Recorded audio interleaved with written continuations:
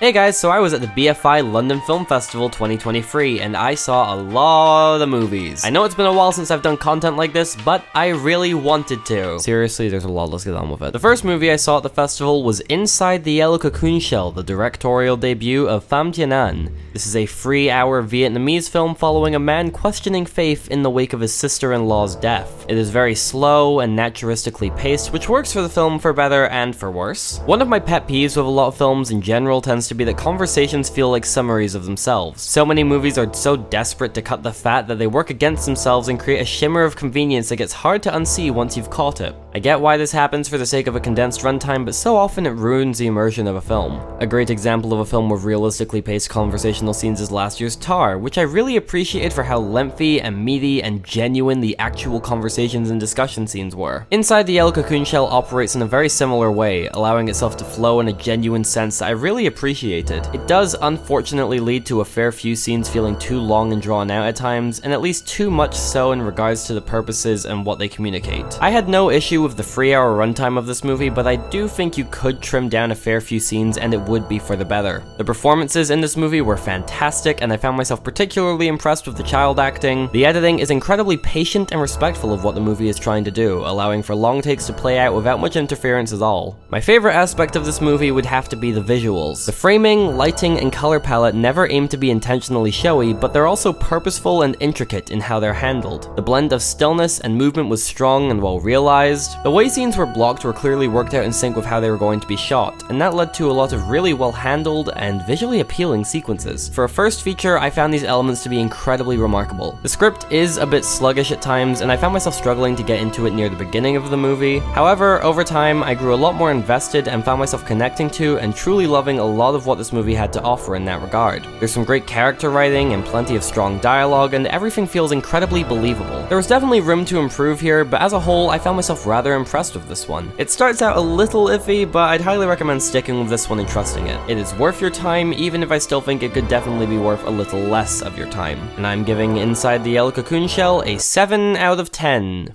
The next movie I saw was Saltburn, directed by Emerald Fennell. Her prior film, Promising Young Woman, was a very polarizing feature that ultimately won her the Oscar for Best Original Screenplay, which I personally do not feel was deserved. With that film in mind, I do think that Saltburn is a major improvement for Fennell. The editing choices feel much more appropriate than they did in Promising Young Woman, the pacing feels much more even. Saltburn's about 20 minutes longer than Promising Young Woman, but it truly does not feel that way at all. The biggest improvement made between films would absolutely have to be the visuals. The usage of color, framing, and movement in this film make for an end product that's incredibly appealing to the eye. The way this film uses its lighting was particularly fantastic and did a great job making certain shots stand out. The set design and costume design adds to this immensely, and I found myself really enjoying how the film chose to show things. The best thing this film has going for it is easily its cast. Everyone practically transforms into their roles, and the screen presence they all bring is incredibly enigmatic. With that being said though, Jacob Elordi completely steals the show here. His performance is so layered and intriguing, and I was completely convinced by him for the entire runtime. He is by far my favorite aspect of the film, and I think he did a great job. In regards to the presentation, Emerald Fennell has absolutely stepped up and delivered with this movie.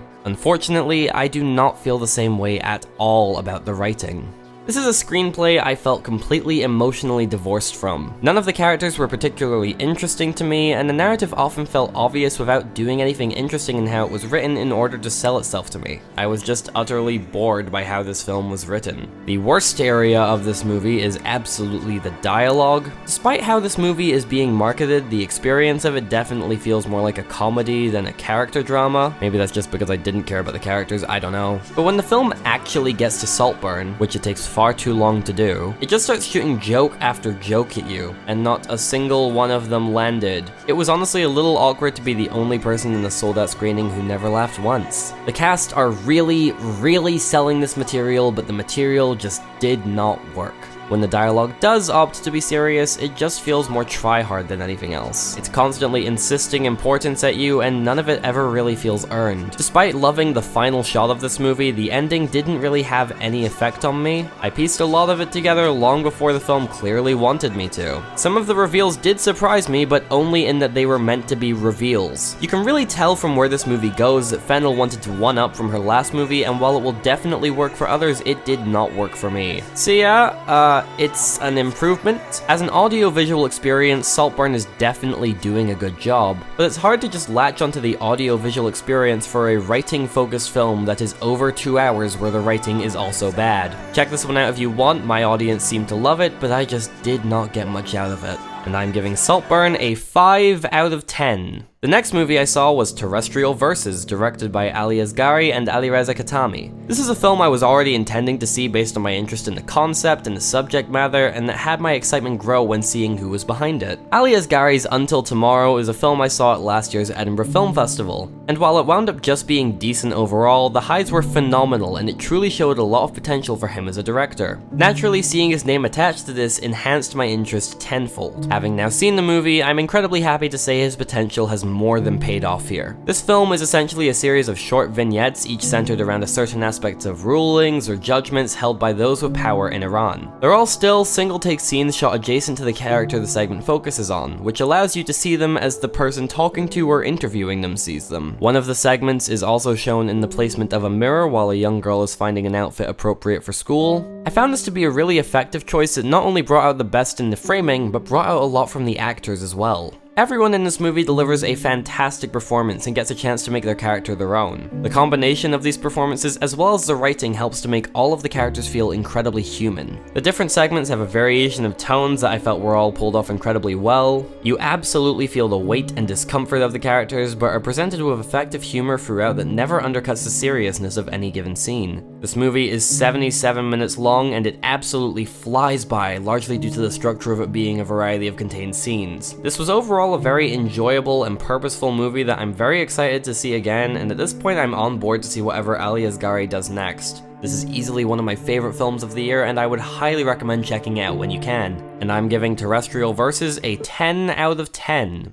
The next movie I saw was Stolen, directed by Karan Tejpal. This is an Indian film following two brothers who witness a kidnapping and end up in over their heads. The start of this movie informs us that this is based on a true story, but as far as I can tell, and especially based on the implications of the introduction given by the director, the term true story is very loose. In the same way a movie like The Strangers is based on a true story and the true story is that some people were murdered, it would not surprise me to learn that the true story of Stolen is just that babies are stolen. The director said that stuff like this happens all the time in real life, and then in the movie one character mentions that the majority of cases go the same way, and of course that is the exact way this film does not go. I know this sounds nitpicky, but the sole reason I am bringing it up is that this movie begins fairly grounded and then just gets increasingly silly as time passes. Stolen is definitely somewhat aware of this based on the tone of the music. Plenty of scenes are coupled with cheesy action music that just sort of cuts in. At times they sync it to the impact sounds of violence. The title card comes in with an overcompressed booming synth bass. These musical choices would be more fitting or make more sense in a film that was more willing to be cheesy, but Stolen is extremely confident in its own seriousness to the point where it actively begins to undercut itself. The nature of this movie is fairly ridiculous, with lots of moments in the supposedly intense scenes that feel reminiscent of things I've primarily seen in comedies. The level of convenience and plot armor found in the third act of this movie is absolutely ludicrous. And I mean, yeah, I had fun when I wasn't yelling at the characters in my head, but I have to imagine I would have had a lot more fun with a more consistently toned film. To the movie's credit, the actors do a good job grounding the film and adding more believability to it, although there's definitely some overacting in the first 10 to 15 minutes. The screen chemistry between the brothers was very believable, and many of the best moments do come from their interactions. I enjoyed the character writing in this film, and it did develop strongly. I will say that I wish one of the brothers wasn't a total unbearable douchebag for the entire first half or so of the movie, but that was heavily improved as the film got closer to its end. On the whole, this was an entertaining film in spite of its flaws. It's competently presented with strong practical effects and decent cinematography for the most part,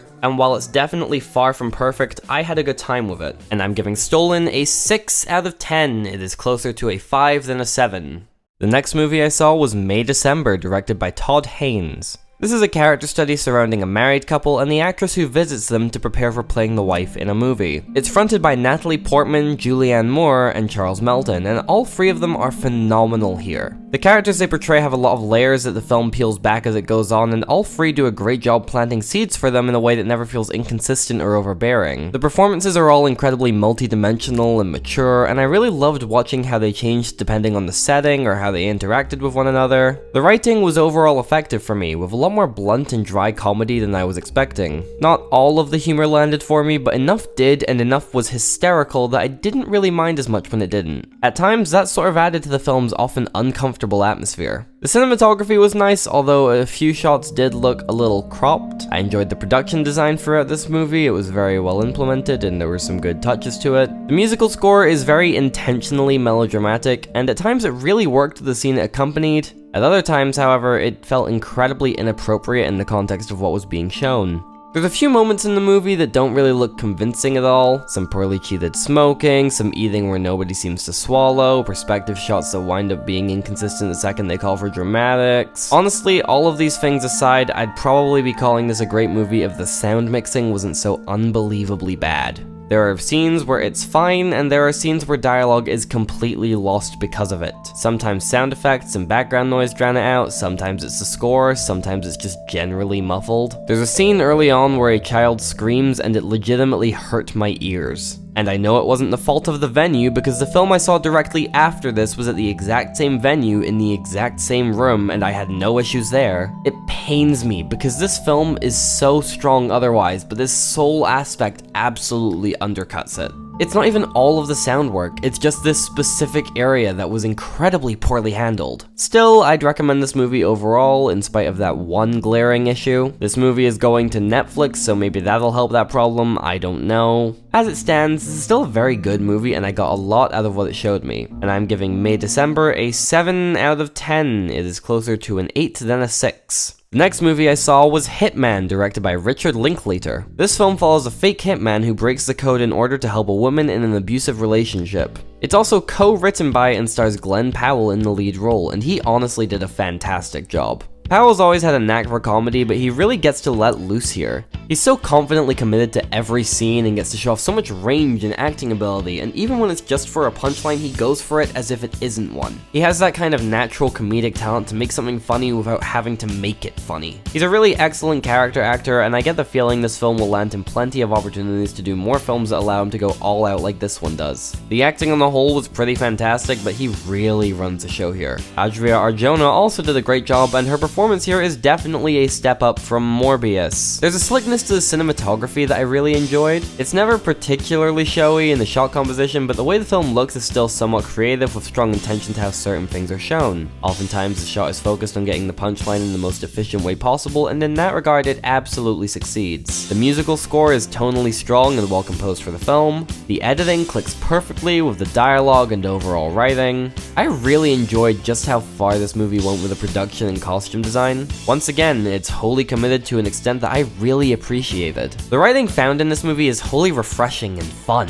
There's a few familiar plot beats to be found in this movie that in others have bothered me endlessly, but the difference is that in this movie they don't feel like checklist items. This is a script that actually cares about its characters and its narrative, and it actually wants to have justified reasons for how it reaches these beats. Furthermore, while the basis of the beats themselves are familiar, the details are immensely creative and interesting. The characters are very well crafted and have distinct personalities, feeling well developed enough that I found myself incredibly invested in and caring about them. The chemistry between the leads was fun to watch and extremely genuine. There were some really clever parallels between the two that weren't shoved in your face but were subtle in their delivery, and I really enjoyed those. The dialogue is really well written with a lot of wit, and the humor is hysterical. I don't remember the last time I laughed this hard at a movie this consistently. I was losing my shit throughout this movie and having an absolute blast. The experience of watching this in a huge audience was also a fantastic one, and this movie is definitely a crowd pleaser. So naturally, it's been picked up by Netflix and might not even get a cinema release. What a waste indeed. Hitman was an absolute riot to me, firing on all cylinders in a way that left me with nothing to really complain about at all. I'm very excited to watch this again as soon as I get the chance, and it's also probably the most bisexual a movie has ever made me feel, and I'm giving Hitman a 10 out of 10. The next movie I saw was Prison in the Andes, directed by Felipe Carmona. It is a Chilean film with a fantastic concept that fizzles out way too quickly. The runtime is 104 minutes, which is fairly short compared to many other films I saw at the festival. But the nature of Prison in the Andes is so incessantly repetitive and standard that I got exhausted by it quickly. The idea of brutal torturers living in a luxury prison suddenly being threatened with a transfer has tons of potential, and it feels as though this movie scratches the surface very early on and stops digging. There are only so many times you can make the same points over and over before it gets tiring. The acting is good, but it's not really in service of anything. Every character feels incredibly flat and underdeveloped, and there's nothing that you can really latch onto. I really enjoyed the usage of classical music within the movie, and the way the opening scene uses music is absolutely fantastic. But whenever it's opting for an original score, it feels so much more basic and unspecial. The framing is nice, but there are multiple shots ruined by poor lighting. This wasn't a terrible movie, but it really feels like a waste of a great idea. There was a really interesting and creative flashback sequence that I really enjoyed. It's the one time the film opts to actually try something different with the filmmaking, and it really pays off. I wish there was more stuff like that in the movie. There is one scene where they try to deviate from the genre into a sort of horror tone. One of the guards says he has to take a leak and wanders off into the forest alone. He gets jump scared by a remote-controlled toy car, and after seeing what it is, he points a gun at it. It was incredibly funny, and it was clearly not intended to be. On the whole, I just found myself incredibly disappointed and bored with this film. There's a great concept here, and plenty of moments where the craft comes together, but unfortunately, it is not in service of anything even remotely compelling, and I'm giving Prison in the Andes a 4 out of 10. The next movie I saw was Killers of the Flower Moon, the latest effort from Martin Scorsese. This is an adaptation of a true crime book that explored the Osage Indian murders. You can really tell whilst watching this movie that Scorsese truly cared about making something authentic. Whether it's the sets, the clothing, the sound design, the makeup, the dialogue, there's clear intention here to make something genuine rather than overly Americanizing the culture of the Osage Native American tribe.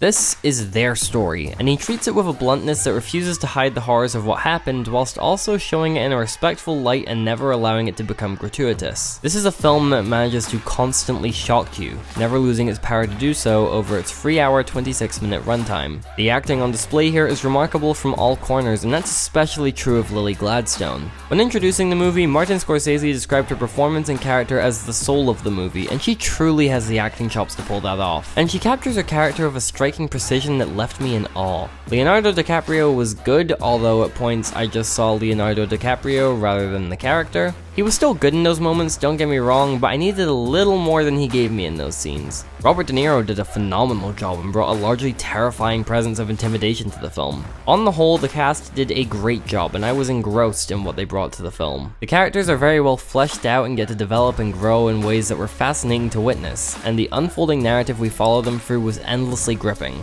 I really loved this movie from a presentational standpoint. Once again, Thelma Schoonmaker did a fantastic job of the editing and managed to utilize it in all the right places to properly amplify the film's tone. The musical score was great, once again feeling authentic to the film and bringing a strong energy to it when used. I love how the movie is shot, and there's plenty of great single takes and pans used efficiently to great effect. I do have some qualms with this film, mainly in regards to the subtitling. This movie features dialogue in an authentic Degiha Siouan language spoken by the Osage Native American tribe, and at points the dialogue spoken in this language is subtitled, and at other points it is not. I understand it not being subtitled before DiCaprio's character learns the language because it puts us in a similar position to him, and he's largely who we view the story through early on.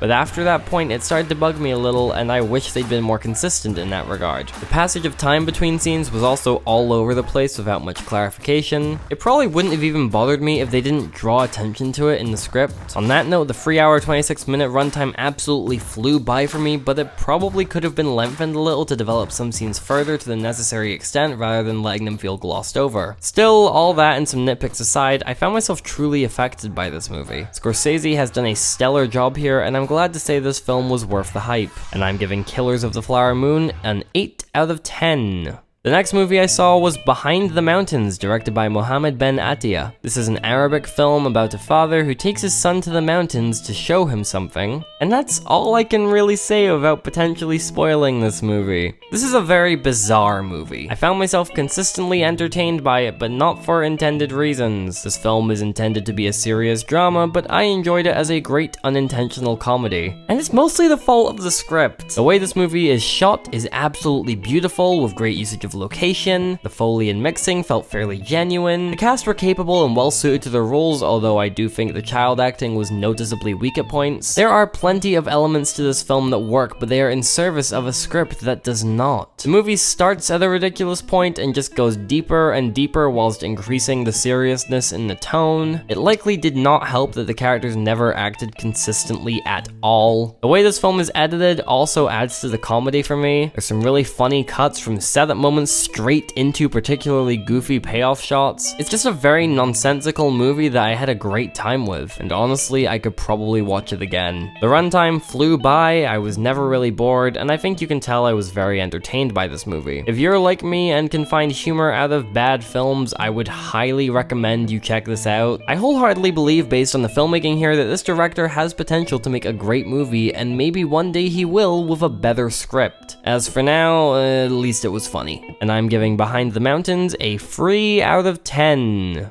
The next movie I saw was The Queen of My Dreams, directed by Fawzia Mirza. This is her first feature film, and it follows a daughter and mother over differing time periods whilst exploring love in many forms. There are questions of societal expectations, queer identity, religion, hereditary values, and so much more. And all these topics are explored through a very personal and distinct lens. There's a really fun energy to the camera work and editing in this movie. Some influences can be traced to directors like Wes Anderson, whereas other scenes attempt to emulate the stylings of classic Bollywood cinema. Much of this film served as a love letter to Bollywood, from the popping color palette to the extravagant sets and zooming camera angles. It really managed to pay off whilst having a solid and emotional purpose within the movie and its narrative. The usage of sound design when it came to these areas of the film were incredibly careful and well thought out. There's a film roll sound clip that gets played a few times, and it perfectly represents the escapism into a fantasy that Bollywood cinema offered both the characters and the director. This is a very technically impressive film, and it is an absolute masterpiece of a first feature in that regard. The cast do a great job and perfectly match the energy of the presentation, and the script making up the movie's backbone is fantastic. Once again, it explores its themes very well, but the way it explores its characters and the details it places are really fantastic. There's some great parallels that show themselves throughout. There's some moments later on in the film that left me feeling emotionally conflicted, and not in a sense of it being ineffective. Instead, it was because certain things were great for some characters but left questions for others in a way that derived sympathy. I really loved the characters in this movie and found them to be incredibly well justified and explored. The only exception to this is the brother character, who felt a bit one-dimensional for most of his screen time. He isn't in the movie much, but he probably could have used some more development and fleshing out in order to properly justify how he acts towards his sister at points. That's pretty much my only issue with the film though, and the rest more than makes up for it. This was a phenomenal debut feature that cemented my interest in whatever Fawzia Mirza does next. Check this one out whenever you get the chance, and I'm giving The Queen of My Dreams a 9 out of 10. The next movie I saw was The Boy and the Heron, the latest Studio Ghibli movie helmed by Hayao Miyazaki. This was one of the most hyped movies at the entire festival, and I'm glad to say it lived up to expectations. The centerpiece of this movie is pretty easily the animation. This is a visually stunning movie with great animation quality, but what really sets it apart for me is how the animation is used. There's a blend of styles and a lot of creative framing and design choices. This is a film that embraces the fact that it resides in a medium where anything is possible, and that made it a delight. The music was fantastic, with plenty of strong string compositions in particular. I love the world building and the way things work in the universe they've created. I was overall very satisfied with this from a visual standpoint. The voice acting was great, and everyone brought a distinct personality to their part through their delivery alone. I enjoyed the writing in this movie for the most part. There's plenty of fun sequences and characters and concepts and dialogue. I also enjoyed the exploration of grief within the film. All that said, the third act of this movie is noticeably weaker in this department. And it's largely because the emotional beats grow less and less effective. In some cases, it's down to characters not quite being developed to the necessary extent, and in others, the ideas presented are kind of a lost cause. One of the pivotal emotional scenes in the third act is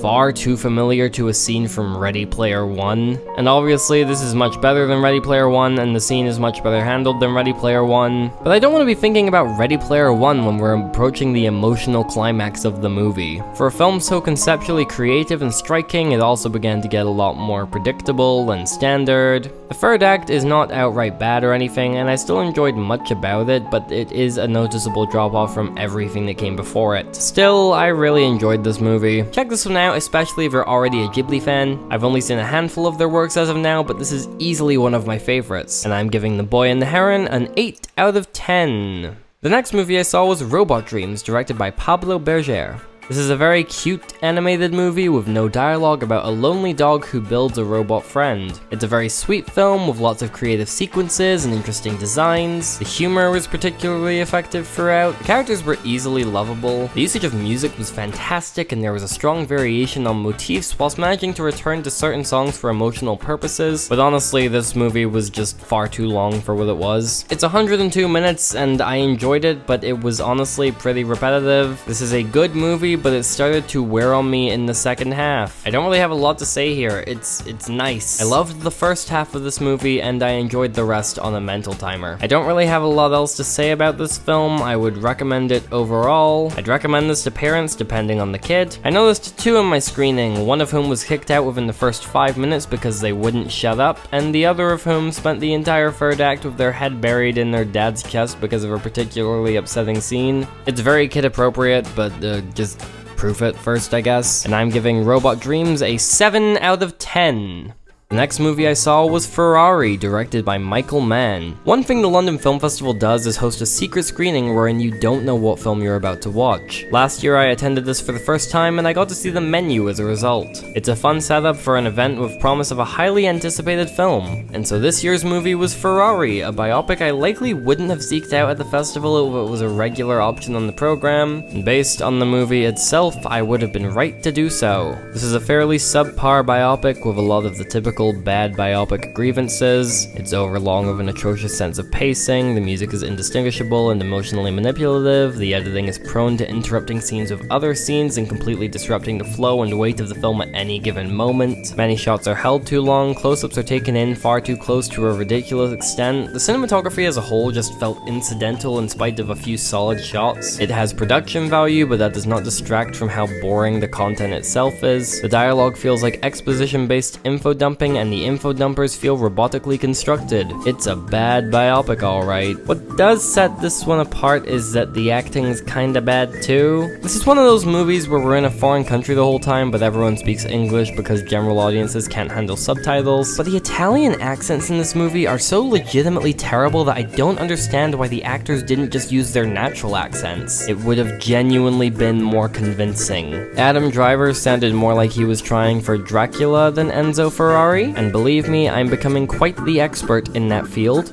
Even ignoring his accent, he just did not deliver a good performance here. He often felt very wooden and one-note. In every scene where he has to cry, the movie cuts to another angle that obscures his face before he starts and cuts back after he starts as a desperate measure, praying you can't tell that he couldn't convincingly fake cry. Patrick Dempsey and Shailene Woodley were horrifically miscast and probably also had the worst accents in the entire film. Shailene Woodley in particular seemed to be constantly slipping in and out between her awful Italian accent and her regular American accent for the entire runtime. I don't get why you wouldn't just hire Italian actors. There are Italian actors who speak English. You don't have to do this. Penelope Cruz was the only major player in the entire film to actually deliver a convincing performance. She nails the accent, she nails the emotions, she's just chewing up the scenery the entire time. Nobody gave her anything to work with at all, and yet she's still soared above. Supporting actor Gabrielle Leone also did a pretty good job, and once again, I had no problems with his accent. I should also note that this movie had a surprising amount of poor VFX. The opening scene is entirely reliant on a noticeable green screen for integrating modern footage into old footage, and it did not work out at all. There's also a couple crash scenes that look completely phony. To the movie's credit, I do think the sound work was handled phenomenally. The design and the mixing had a clear level of attention paid to them to ensure a level of realism, and I found myself really appreciating that. But that can only get you so far in a movie that offers nothing else. I did not enjoy this movie, and the best part of the experience was the happiness I felt when discovering I wasn't going to be trapped watching Next Goal Wins instead. And I'm giving Ferrari a 3 out of 10. The next movie I saw was Red Rooms, directed by Pascal Plante. This is a French-Canadian drama about a model who is engrossed in a high-profile murder case. It starts out as an effective courtroom drama infused with a strong indictment on the true crime obsession. One character is madly defending the accused murderer and is in love with him. It's particularly relevant given a lot of recent events, and I really enjoyed the commentary provided in that area. However, as this movie keeps going and plays more of its cards, it grows more and more sinister and disturbing. The writing in this movie is excellent to a level that honestly makes the entire experience pretty sickening to watch. This is a very uncomfortable movie, and the grounded tone and believable characters really drill that in. The way it handles explicit violence and gore isn't gratuitous at all, and most of the time they actually just don't show it. Oftentimes you work off of descriptions previously given to make the most horrifying images in your head, having your worst fears confirmed by the reactions of the actors. The sound design is incredibly chilling and was really well utilized within these scenes. Honestly, I'm comfortable calling this the most disturbing movie I've seen all year due to elements like these. Even past the film's disturbing nature, it's very well made. The performances were great and once again enhanced the uncomfortable nature of the writing. The way the film was shot often felt really tense, with lots of effective movement and claustrophobic combinations of close-ups and deep color usage. The editing and music are where I have qualms, and there's plenty of instances where they're used to great effect in the movie. It just wasn't consistent, and a few scenes were lessened due to how they were edited or scored. One really intense scene near the end was absolutely ruined with a scream sound cue in the composition. I was really invested in the scene, and then it just felt silly. Then again, it's not an issue for most of the movie, and I found a lot of the musical scoring and editing choices to be really strong. I'd recommend this movie overall, but it is incredibly heavy and disturbing. It is a movie that some people are not going to be able to handle, and that is absolutely valid. Watch it at your caution, but if you think you can manage it, then I'd highly recommend you watch it. And I'm giving Red Rooms an 8 out of 10.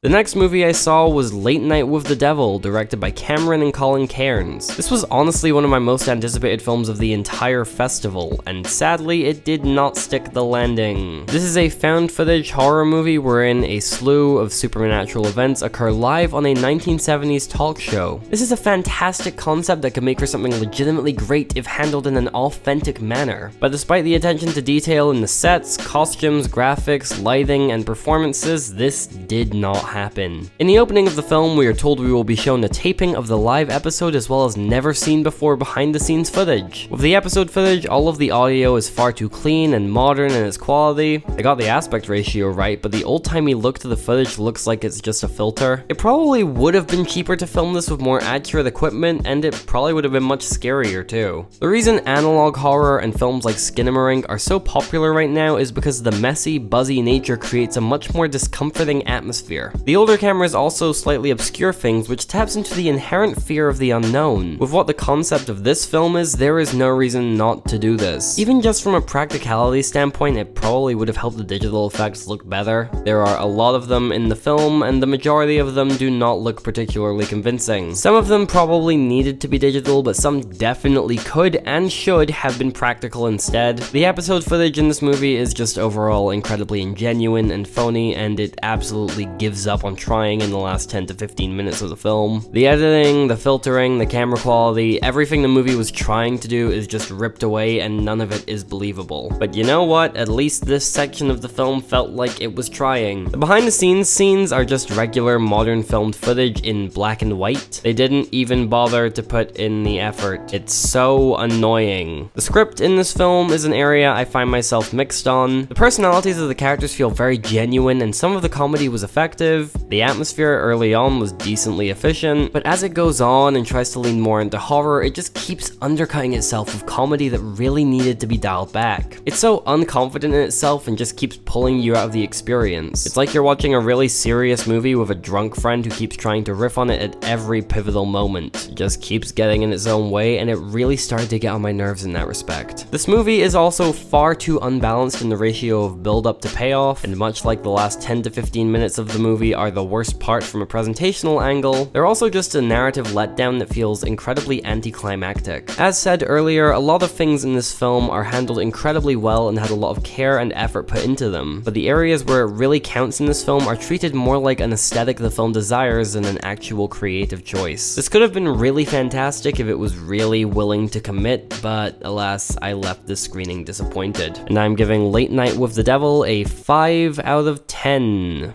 The next movie I saw was Àma Gloria, directed by Marie Amachukeli. This is a French movie following a 6-year-old's final summer with her nanny, and I really do not have a lot to say about it at all. It was largely just fine, but not particularly interesting to me. It's got some great performances and some strong characters. The usage of animation throughout was also a nice touch that was handled very well, but other than that, this film just isn't particularly engrossing to me. Nothing really stood out about the presentation other than the cinematography, which I actively disliked. The framing is often really cramped and far too close to the actors, and the mix of handheld filming and a 3:4 aspect ratio honestly make it border on unintentional claustrophobia at times. Other than that, this movie is solid on a technical level, but in a very standard manner. This is a script and acting based experience, and those are absolutely the best parts of the movie, but the overall flowing narrative of the film just was not particularly engaging to me personally. Luckily, this movie was short and the pacing didn't drag. It ended at the perfect point wherein if it had gone for longer, I definitely would have liked it a lot less. But as it stands, this is solid for what it is, but it wasn't really my thing. Check this one out if you want. I figure many other people will like it a lot more than I did, and I'm giving Àma Gloria a 6 out of 10. It is closer to a 5 than a 7.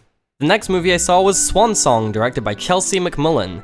This is a documentary following the National Ballet of Canada company in their process to put on a production of Swan Lake. In many ways, it is by the numbers in its structure and presentation, but what really helped me to connect with this movie is its intimacy with the crew and dancers. We get a strong insight into a variety of personalities among the company, and the film is smart to never sugarcoat what they've been through or what they think about certain things going on in both the show and the world in ballet. There are tensions brimming here that anyone who's ever worked on a theatrical production of any sort will no doubt recognize. It's very real, and with a topic like ballet, there's almost a temptation to chase its beauty and hide the cracks. I'm really glad this documentary chose not to do this, and there was a clear care about being respectful yet honest. My favorite area of this film was absolutely around the second act. The rehearsal process gets a lot more chaotic and stressful. The more things are brought in, the more things go wrong. You feel the panic dripping off the screen, and once again, it's all too familiar. The presentation of this documentary was decent. It's well shot with great sound engineering and a really strong pace. The editing, however, was a bit messy at times, and I really don't think the sped up shots worked like the film wanted them to. The musical score for this film is mostly electronic and synth based, which was a very welcome contrast from the classical pieces in Swan Lake itself. It strongly represented the modernization that was being done in the production also, but as this film went on, it began to feel more unfitting and distracting. It was a respectable choice, but it didn't quite pay off with where the compositions chose to go in the end. I will say, despite my enjoyment of this movie, it did start to waver for me in the third act. The choices being made started to feel a lot more safe, and that wouldn't be so detracting if there weren't much more obviously interesting choices right there.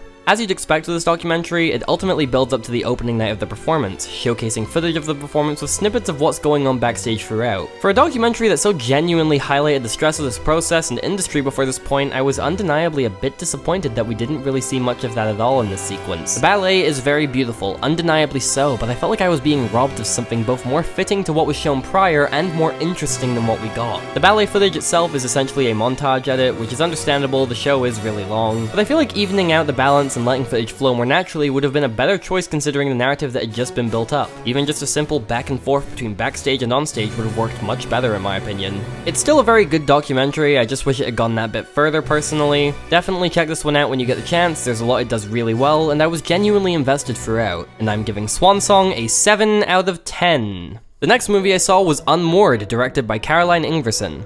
This is a Swedish film following a TV presenter after she leaves for a trip with her husband who has had accusations made against him. It's a vague description of what actually happens, but it's what I went in with, and I encourage you to know as little as possible going into this film. This is an incredibly well-crafted psychological thriller that's brimming with constant paranoia. The way this film structures itself and reveals information to you leads along so many mental paths of trying to piece things together. It always elevated the film's tension because the context you have often leads you to the worst-case scenario, which makes for some pretty shocking moments. And then when you find out what actually unfolded, the film finds ways to shock you with it even more. This is a pretty unpredictable script, and even if I found a few parts of the first half of this movie to be sluggish, the majority of scenes and interactions had me gripped. This is a particularly well-acted film, and Maria Turstedt, I might be pronouncing that wrong, I'm sorry, I couldn't find a pronunciation for her last name, gave an outstanding performance in the lead role. I enjoyed the look of the movie, and there was plenty of great sound design as well. There's some really fantastic production design in this movie also, and I'm glad to say the attention to detail was put in all the right places. I will say that despite this movie only being 93 minutes long, it felt about a half hour longer than it actually was. They fit a lot into those 93 minutes to their credit, but I think the slow pacing might have contributed to the sluggish energy I felt at times. Still, this was a beast of a movie that I honestly don't think I was aptly prepared for. The ending left my jaw dropped, and it will leave yours dropped too. I'd highly recommend checking this out as soon as you get the chance, and going in as blind as possible is highly advised. And I'm giving Unmoored an 8 out of 10.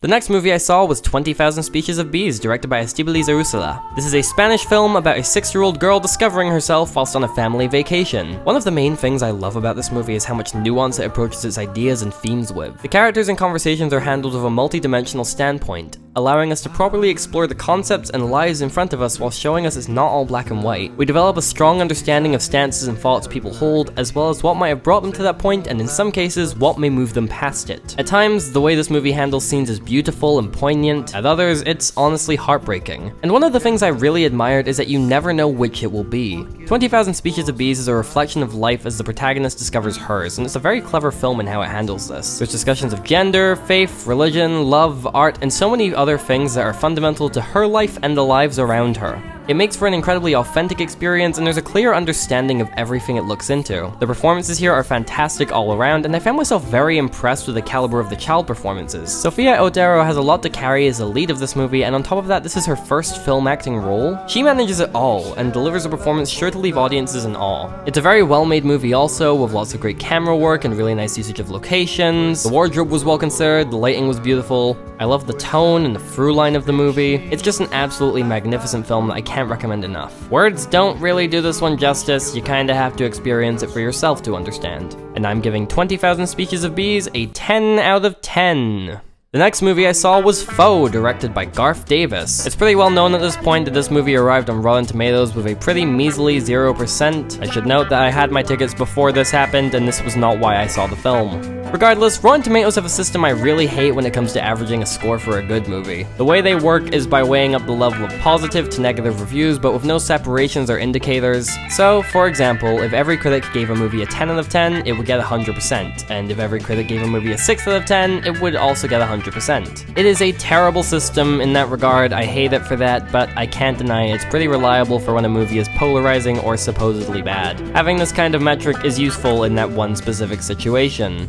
When it comes to this movie, however, the response to its score and my response to its score seem to be a disbelief that it could really be that bad. Saoirse Ronan and Paul Mescal are both phenomenally talented actors. The source material is a book from the same author of I'm Thinking of Ending Things, which was turned into one of my favorite movies. Even if it wound up not being good, surely it's not terrible, right? I regret to inform that it is indeed as bad as you've heard. It might actually be a little worse. This film is nearly 2 hours of just misfires and bad decisions, and it's honestly pretty aggravating at times. With the exception of a couple of shots and one nice landscape design, this film offers absolutely nothing of quality or interest whatsoever. And based on how the movie looks for most of the runtime, those good shots might as well just be incidental. This film often looks as if it was shot for the vibes and less for a real purpose. The color palette in any given scene is dictated purely by aesthetic without any forethought to how it works in the universe they've set up or why it would look that way. And yeah, sure, some films get away with that, but you really can't take this approach if the film also looks bad. There's also a distracting amount of unconvincing CGI in this movie. It's a contained film with only 3 people who actually speak lines of dialogue. Why do we need so many green screens? The musical score used here was immensely unearned and constantly insisted what we were seeing was profound or purposeful without ever delivering on that in practice. There's no subtlety to the way things are shown or designed, it's all very common denominator.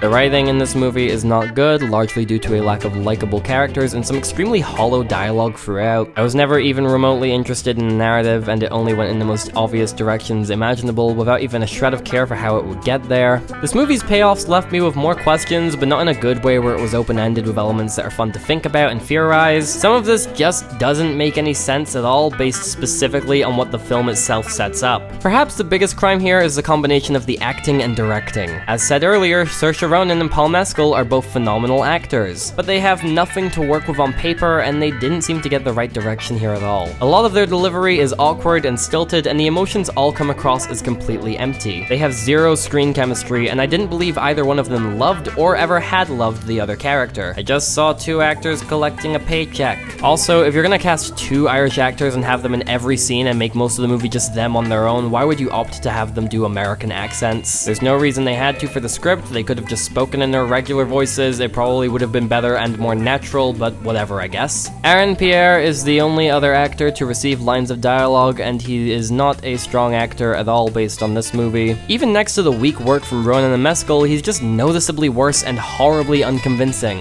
Apparently, he was implemented as a replacement for Lakeith Stanfield, and now I just want to know why he left. So yeah, this was disappointing despite my expectations having somewhat been lowered going in by the negative buzz. If your standards for a romance-focused story end at the actors being attractive, then you're in for a treat with this one. Otherwise, avoid this like the plague, and I'm giving Foe a 1 out of 10. The next movie I saw was Evil Does Not Exist, directed by Ryusuke Hamaguchi. This is a Japanese film about a village reckoning with the announcement of a glamping site in their area that would disrupt their ecosystem. It's very intentionally slow, and whether or not you'll like this movie will likely depend on how you feel about the pacing. Personally, I spent the first 15, maybe 20 minutes of this movie kinda bored. There was a lot going on technically that I really adored, and it was a great showcase for those elements. The visuals were stunning, the Foley is some of the best I've heard in years, there's a really strong tone, all the performances are great. I appreciated all of these elements, but the actual content felt a bit scarce to me in a way I really struggled to invest in. Once this film really opens up to its conflict in a briefing scene, however, I became a lot more on board and remained so throughout the rest of the movie. The central core of Evil Does Not Exist is incredibly compelling and patient, and as it did more with its characters and dialogue, I found a lot to love in terms of how this film was paced, structured, and delivered. There was a lot more humor in the movie than I'd anticipated, and it all really landed for me. And although the first 15 to 20 minutes felt sluggish to me, the pacing flew by in the scenes that followed. I really loved the musical compositions in the film's original score, but I have an issue that I'm not sure how to categorize. It's either down to the audio editing or the composing, and I guess I'll have to wait to find out when the score becomes publicly available, but too many pieces just cut in an incredibly jagged manner. It was definitely done with intent, as it often synced with scene cuts or realizations. I get the feeling it was supposed to really enhance the tone or emotions, but for me it just really dragged me out of the experience. Speaking of areas that come out of nowhere, I did not like the ending of this movie. It didn't really feel particularly built up to, and it definitely happened far too fast. The last few minutes of this movie just left me a little bit confused and really put a dampener on the experience I'd been adoring up until that point. Still, there's a movie in between the start and very end that I really do adore here. It's just a great movie trapped inside of a good one. Check this one out whenever you get a chance. I'm sure the elements that didn't quite work for me will work much better for others, and I'm giving Evil Does Not Exist a 7 out of 10. It is closer to an 8 than a 6. The next movie I saw was Animalia, directed by Sophia Aloui. This is a French movie following a pregnant woman trying to get to her husband during a strange worldwide phenomenon. I don't really have a lot to say about this one, and it has a lot of great ideas, but I don't think they fully come together. This is a directorial debut, and in that regard, I think there's a lot to be impressed by. The visuals are pretty great and striking, the performances are very believable, I enjoyed the musical score a lot, there's some really great VFX, and for a debut, it's incredibly ambitious with a lot of interesting concepts and ideas. Even just the mere concept of how this movie ends is going to stick with me for a very long time. Unfortunately, whilst this movie does have a lot going for it, it's mainly let down by its script. There's absolutely a struggle to string all these great ideas together, and the characters are not really interesting or likable enough to carry this movie on their merit.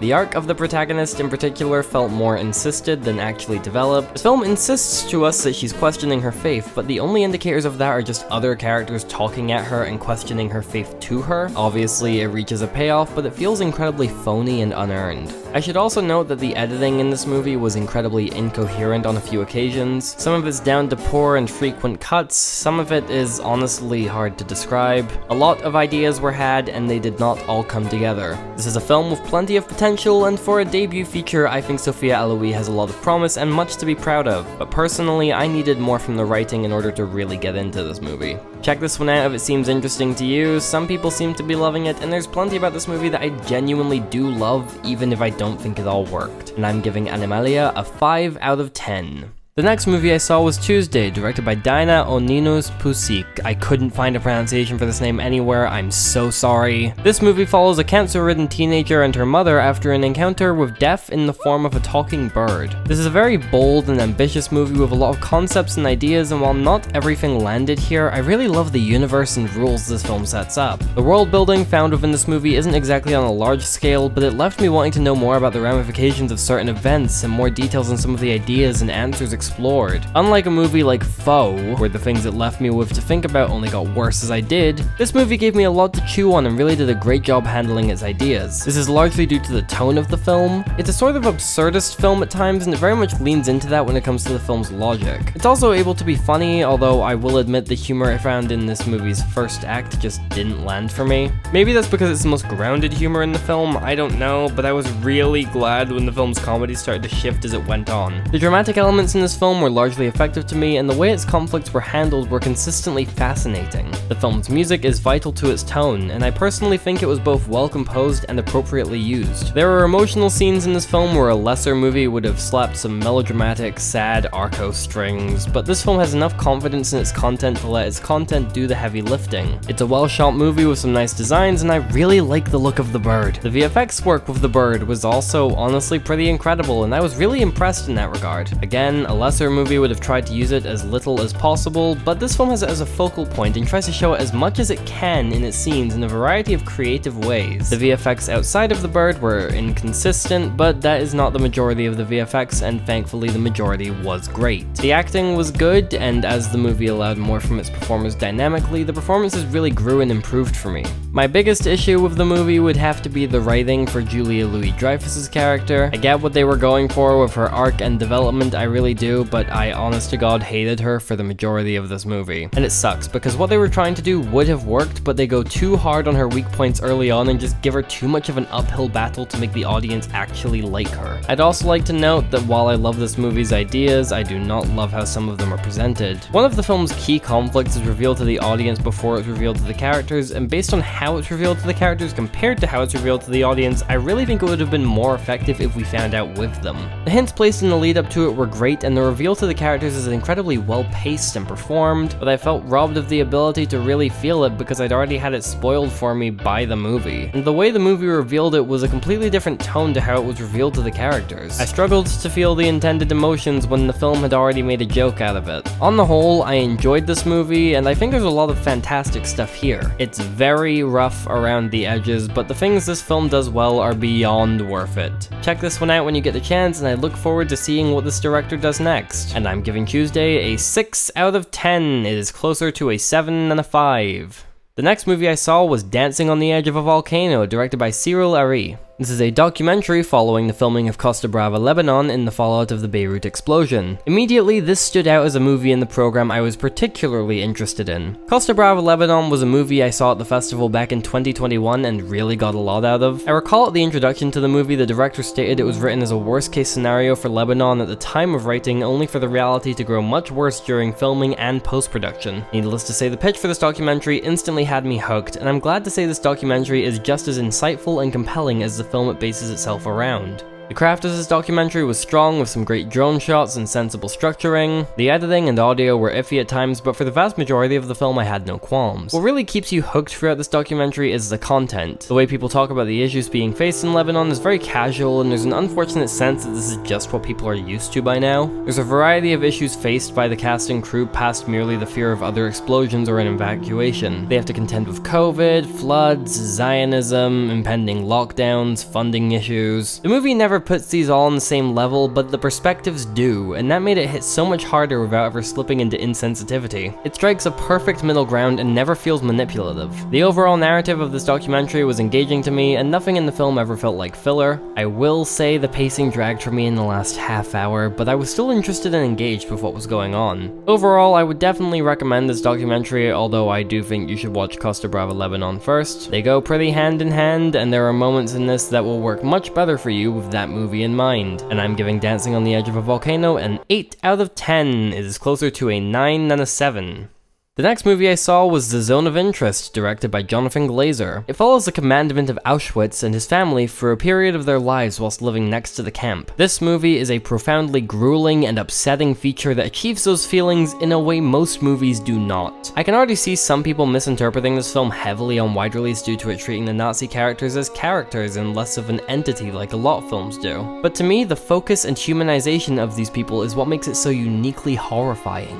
This is not an unseen force, these are human beings who actually act and think in the way shown. There were and are people like this in the world. That's terrifying. And the film's blunt casualness when it comes to the more shocking elements of the Holocaust only show further the inhumanity of its characters. The sound work in this film plays a huge part in the discomfort and harrowing tone. It's so unbearably detailed, mixed and panned to a realistic extent, forcing you to hear the horrors of the camp whilst witnessing how unfazed the characters are by it all. The musical score from Mika Levi is used sparingly throughout, but often punctuates a haunting atmosphere, both composed and used excellently. It's phenomenally framed and edited, and everything shown felt incredibly genuine. Every performance hits to perfection, and between the acting and the writing, I was glad to see the movie never take an easy way out. It always remained grounded, without a moment where the weight was lifted, and there's a collaborative effort to leave you residing in an unbearable dread for the entire 104-minute runtime. It's a very intentionally slow movie, and that only makes it more palpably uncomfortable the further you go in. The pacing is contrasted well from the often quick nature of some of the dialogue, bluntly throwing in the most horrific thing you've ever heard and glossing over it, because to these characters it isn't horrifying at all. It's a cog in the works, a step to the dream. This is a movie that it's impossible to be emotionally prepared for, and it's practically guaranteed to leave you in a fragmented state. In regards to what it sets out to achieve and its effects, The Zone of Interest is an absolute masterclass in filmmaking that I can't recommend enough. I absolutely adored this, and most people seem to be on the same page, so check it out as soon as possible, and I'm giving The Zone of Interest a 10 out of 10.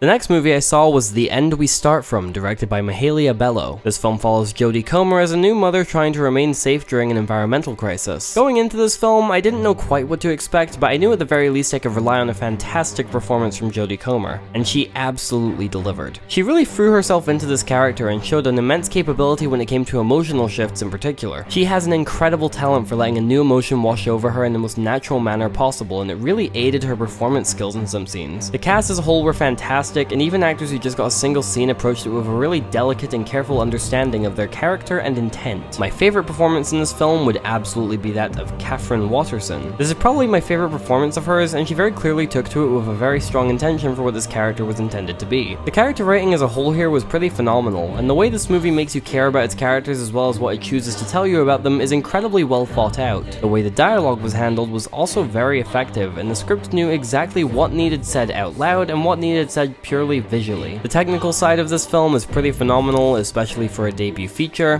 The editing is strong with a lot of great match cuts and blended stitches. The sound work is intricate and enhancing. The visual effects are all very believable. It's also a very well shot movie with lots of fantastic framing choices and evident forethought for how to best communicate the concepts necessary. All of the costume work and hair and makeup felt incredibly genuine also and was used to great effect. The music was very well composed but didn't quite feel fitting for the movie in my opinion, and I do think that it at times over-relies on flashbacks and hallucination shots to an honestly cheesy extent. But all that aside, this was a fantastic surprise that I really emotionally engaged with and would highly recommend you check out. And I'm giving The End We Start From an 8 out of 10. The next movie I saw was Cobweb, directed by Kim Ji-woon. No, not that Cobweb, this Cobweb. This is a sort of film within a film movie wherein the director of a movie in the 1970s is determined to reshoot the film's ending despite the censorship authorities not giving him permission. Like Late Night with the Devil, which I mentioned earlier, there's a lot of scenes in this film that are supposedly from the view of in-universe 1970s footage. The difference here is that the proper care was taken to secure authenticity. The sound design feels much more appropriate to the films of the era, the visuals look a lot more like they were filmed in the time period, the way scenes are blocked is also very reminiscent of that era of film. It may seem like a subtle difference, and I don't know how much of it was down to on-set equipment and how much was post-production editing, but it proves vital to selling this film on you. And because it can grip you here, it's subsequently able to grip you in the more absurd areas surrounding these scenes. This film is honestly kinda nuts, and it keeps throwing event after event at you as it builds up with no sign of stopping. There's a great pacing to the film, and in combination with the light yet grounded tone, it really helps the structure work. The humor found in this film is largely situational and very meta, and while some of the very early dialogue felt a tiny tiny bit try-hard. This issue resolved itself quickly, and I found much of the film to be genuinely hilarious. The actors give it their all, delivering insane and energetic performances whilst working with huge personalities that allow them to reach increasingly outlandish levels. Song Kang-ho is at the center of it all, and once again he delivers a phenomenal turn as the in-universe film's director. I enjoyed the craft overall, and the film has plenty of great music choices. It's well shot with really great production design, and the editing often plays into the scene and the tone and the joke in a really fun manner. The VFX mostly worked for me, and even when it looked a little bit off, the concept and tone it was working in service of more than made up for it. I overall really loved Cobweb and would highly recommend it to just about anyone. If you love film, you will probably love this film. The other one's decent, and I'm giving Cobweb a 9 out of 10. The next movie I saw was Monster, directed by Hirokatsu Koreeda. His prior film, Broker, was one of the hard cuts from my 2022 best list, and I'd like to delve into other selections from his filmography at some point in the future. This newest film of his follows a series of events through 3 different perspectives, revolving around a child's behavioral changes. It structures itself almost as if it were a chapter-based format, showing us the perspective of the child's mother, then the child's teacher, and then the child. I really love this concept, and I was really into this movie during the mother's perspective, but unfortunately, as this movie went on, it began to really just lose my interest. The teacher's perspective section was fine, but felt very underdeveloped compared to the mother's, and I just really wasn't into the final perspective at all. This is a very well-made film with lots of great performances and visuals, but what it was in service of just did not work for me. The mother's perspective had the most investing structure and pace, and the information revealed there, as well as how it was revealed, was incredibly engaging to me. But the other perspectives felt a lot more obvious, and as the film unraveled itself, it ran out of things to latch onto. The pacing also gets much worse throughout, and the film as a whole feels way too long. The music in the film was inconsistent, and I often found myself distracted by choices of when it was used and if it felt appropriate to the communicated tone. I don't have a lot else to say. I found this movie to be largely boring despite starting really strong. I seem to be in the minority on this one, and it's worth watching for yourself to get your own opinion on it. But as for me, I found this to be a bit of a letdown, and I'm giving Monster a 5 out of 10. The next movie I saw was Poor Things, directed by Yorgos Lanthimos. This film follows Emma Stone as a sort of Frankenstein's monster-esque character as she develops and explores the world. And I personally think she did a fantastic job in this role. She's a great emotive actor, but this film brought out a side to her cadence as well as a new side as a physical performer I hadn't quite seen before, and she goes absolutely all in with pure commitment and energy. She revels in this character, giving one of the year's best performances in the process, as well as possibly the best of her entire career. The cast on the whole was particularly strong, with Willem Dafoe as a charismatic highlight. I was worried I wouldn't like Christopher Abbott in this. I tend to find his performances not particularly believable a lot of the time, but he really transformed and put in the work here. Jared Carmichael gave the only weak performance in the movie in my opinion, and the way he delivered his lines felt very misplaced in the carefully built universe this film works within.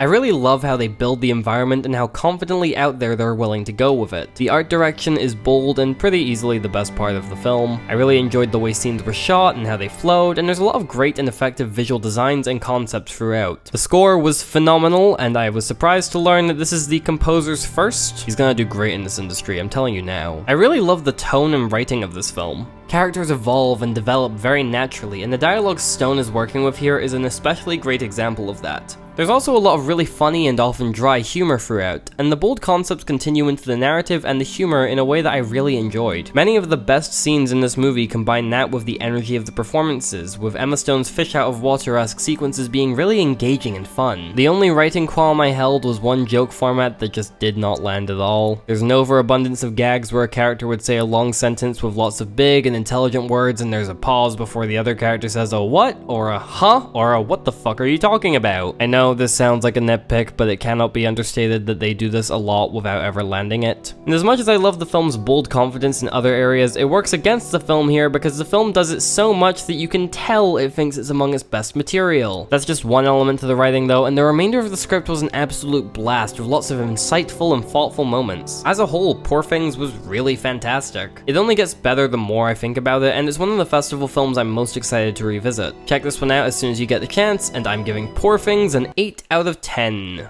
The next movie I saw was Vincent Must Die, directed by Stéphane Castan. This is a French horror film that has a really great concept. Basically, the titular protagonist Vincent starts to get attacked completely unprompted by random people trying to kill him for no reason. I absolutely love this conceptually, and there's a lot of chaotic and tense stuff you could do with this film, and Vincent Must Die did an absolutely great job playing into that in its setup. I really love how this film opens up and how it paces and builds the attacks. The violence is brutal with some really convincing practical effects. There's great tension, and I was really into the tone for a while. But eventually the film makes the conscious choice to just start trying to explain everything and set up rules for itself. And the more it did that, the less interesting the premise became. When you spend so much time trying to justify something horrifying to us, not only do you distract from the horrifying event, but you detract from it. When the attacks in this film were random and unpredictable, I really loved it. But as the film makes an effort to make more things known, we lose that fear of the unknown and unpredictable, and the film just gets a lot more stagnant. It did not help that many of the rules were not stuck to and contradicted many events in the film, and it really didn't help that the existence of these rules and explanations in the film proceeded to just make the characters seem like idiots. There are so many situations Vincent ends up in that are entirely preventable, and even the ones that aren't just have obvious and easy solutions. Obvious and easy solutions that literally anyone in this situation would have thought of. Even by the end of the film, when it implements something that would have been really helpful at any other point earlier on, they still do a less helpful version of it. And what bugs me is that if the film didn't spend so much time insisting it made sense, I probably wouldn't be hung up on this. The narrative of this film just goes in the complete wrong direction. Even past the rules, it writes itself into a corner early on and winds up having to force conflicts in really arbitrary ways. There's also a few moments where the film teases something horrifying and then just doesn't commit to it. It's a very unsatisfying film despite having a very satisfying start. Ignoring the script, this film is still a mixed bag. The performances are believable, it's decently shot, it honestly has a fantastic musical score that really added to the tone and the tension. But on the flip side, the pacing is absolutely scattershot and the editing is a fair bit janky. Many of the action scenes feature really obvious cheats that they tried to hide with cuts, and they did not succeed in hiding it. It was actually pretty blatant. It was actually pretty distracting. As I said earlier, this film has a phenomenal pitch, and I do really like the setup. But where this movie chose to go just annoyed me more and more as the runtime continued forth. It is a very unsatisfying movie, and my audience seemed to agree based on the talk I was hearing as I left the theater. Check this one out if you want, I guess, but I was really underwhelmed. And I'm giving Vincent Must Die a 5 out of 10.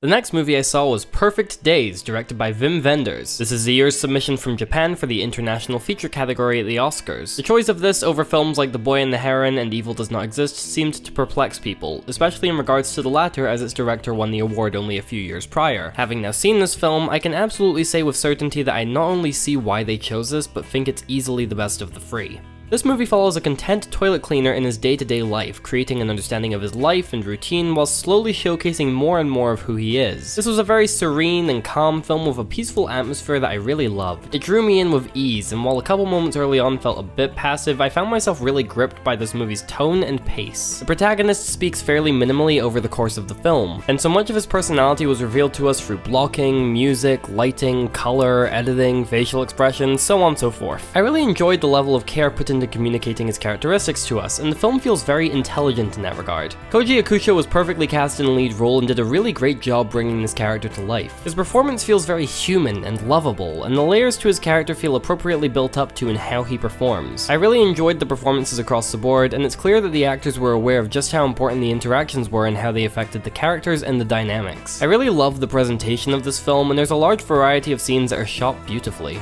I adore the color contrast within the protagonist's home, I adore the changes in lens choices, I adore the way the lighting moves in the final scene. It is a very professional and intent-driven looking movie. The editing was great, helping keep a smooth pace and cutting at the perfect moment. The sound work was noticeably well mixed with some extra attention to the detailing in the Foley and design. There was some noticeable ADR in one scene that involved mumbled singing, but that was the extent of it. The usage of licensed music in this film was phenomenal, and as mentioned earlier, played a large part in characterizing the protagonist protagonist. It's a movie that fires on all cylinders, to be honest. I did not care for the brief black and white moments in the film, but other than that, I don't really have many presentational qualms. The script here is extremely poignant and heartfelt and real. The further this film went on, the more we explicitly learned about its characters and the more the film used its interactions to color them. I really love where this film chose to take its characters, and I especially love how it chose to get them there. This is a movie that cares about the people within it and has a real sense of empathy. There are also like 4 different scenes in the back half of the film that could be called the best scene in the film. Just an endless set of really beautiful and touching sequences that really affected me emotionally. On the whole, I absolutely adored this movie despite the grievances I mentioned earlier. It is more than the sum of its parts, and I would not be disappointed to see it win Best International Feature as it hopes to. Check this one out as soon as you can. I believe it might be available on Mubi in the coming months, and I'm giving Perfect Days an 8 out of 10. It is closer to a 9 than a 7.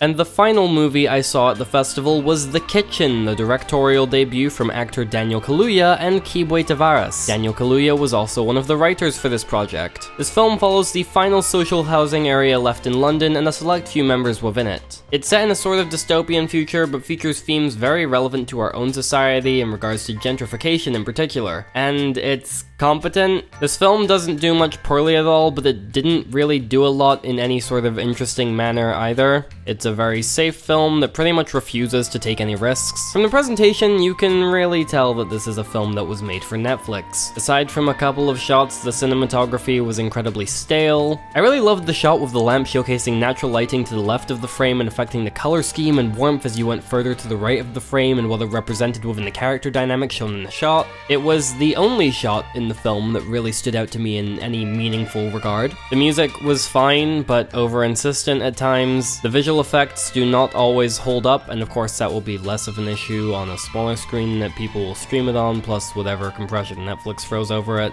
I enjoyed the production design in this film, and the environment of the titular social housing unit had a lot of life to it that I enjoyed seeing the film explore. But other than that, most of the presentation just stops at fine at best. The acting is good, although there were definitely some pivotal scenes where the younger actors weren't quite convincing. They're first-time actors and they're young, credit where it's due for doing a good job in every other scene, but that only highlights the weaknesses in both their performances and the direction they were given to have their weakest moments be at the most important times to deliver. The script is fairly standard and predictable and checklisty. There's some interesting concepts that don't get fleshed out enough. The characters have believable dynamics and chemistry, so that's a plus. It's solidly paced, and I do agree with what the film is trying to say. I just wish it said it in any interesting way at all. To be honest, this film was a really lackluster way to end the festival in my opinion. And keep in mind, I've seen many films over its course that were much worse, but after 12 days of films that, good or bad, made interesting choices and showed engaging perspectives or concepts or visions. To end the festival on what was arguably the most safe and bland film I saw out of all 32 movies I watched is undoubtedly a bit disappointing. Still, the fact that this film is mostly competent communicates that these directors can create something competent, which hopefully means that on their next film they can make something better. I'm glad they got the movie made after 9 years, and you could really tell during the introduction to it that it was a labor of love for all involved. But ultimately, it's what's on the screen that counts, and what's on the screen is not something I would strongly recommend. And I'm giving The Kitchen a 5 out of 10. It is closer to a 4 than a 6. And that's everything I saw at the festival this year. Honestly, a pretty great lineup, and I'm really glad I not only got to see so much fascinating cinema, but I got to tell you guys about it and recommend you some new watches. I should note that there were a few films at the festival I had seen prior to it. Their scores should be up on the screen now for anyone interested. I debated including them in more detail, but this video is long enough as it is. So yeah, thanks for joining me on this overlong 32 movie extravaganza. That's the end of this video. Like, share, subscribe, check out my music available on all streaming services. I'm bad at outros, and I'll see you in whatever I do next.